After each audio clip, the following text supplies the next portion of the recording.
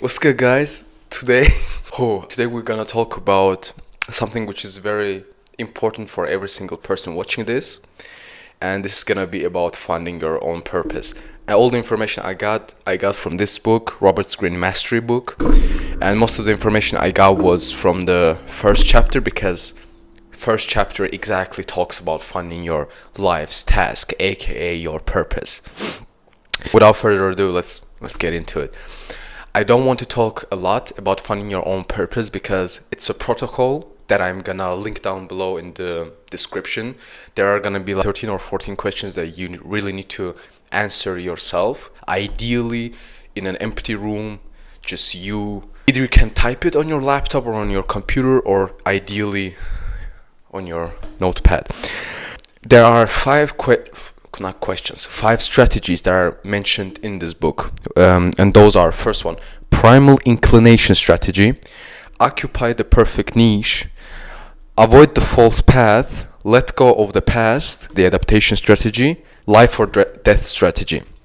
Without further ado, let's just get into the main topics of this finding your purpose conversation. Most of the things that are gonna be most important thing is gonna be in the description, which is gonna be the questionnaire, right? You have to go through the questionnaire that has been created by me upon reading all of what's here, which is a lot.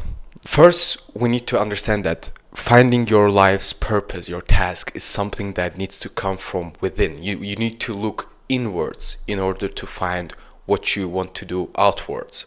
That's the hardest thing, at least for me, because I'm right now 21 years old, and remembering and recalling all the memories that I had when I was a kid, recalling the moments that I like to do, recalling the things that I like to do, was not as easy as I thought. And that's me being 21 years old. What kind of attention span, memory span do I have, bruv? Let me go quickly through my notes. I told you about looking inwards, right? Everything starts from within you. Every single person, me, you, anyone else, we have certain capabilities, certain inclinations that we have since we were born, right? When we were kids, every single one of us like to do something. It could be, in my case, let's say, right? I answered those questions myself.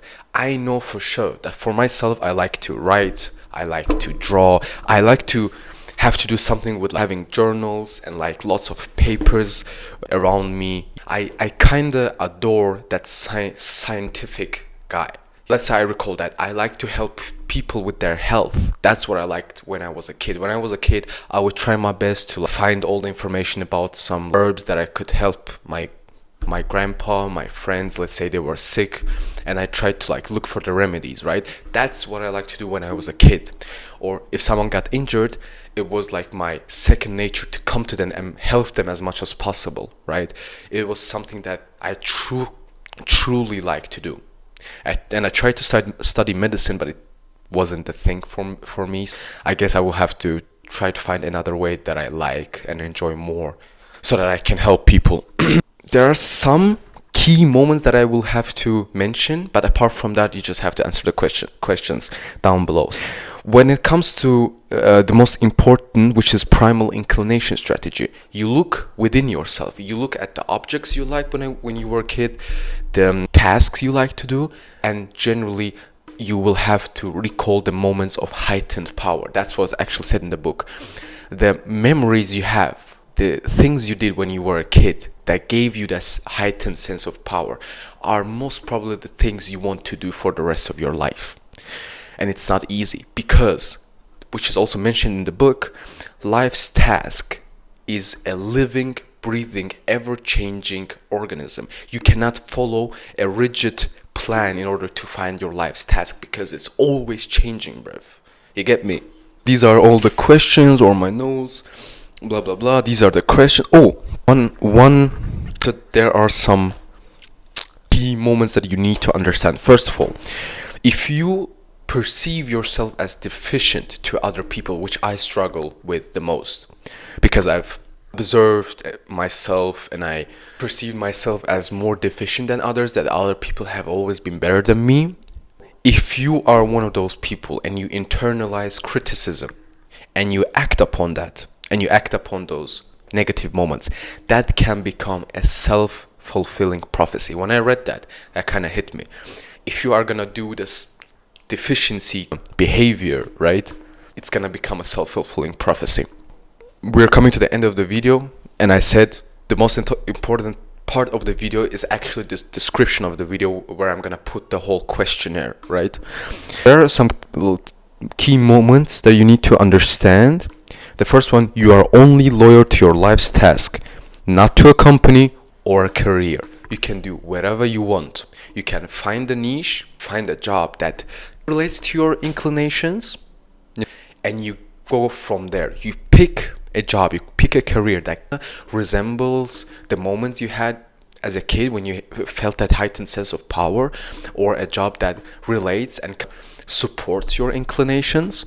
And from there on, you kind of like change your career, change job. You try to find the perfect job for you. But for that, you need to always look within yourself and understand, what do I like? What do I like to do? What is the thing that I do the best? If change is forced upon you, don't feel sorry for yourself. It doesn't bring anything. And this is from the Adaptation Strategy.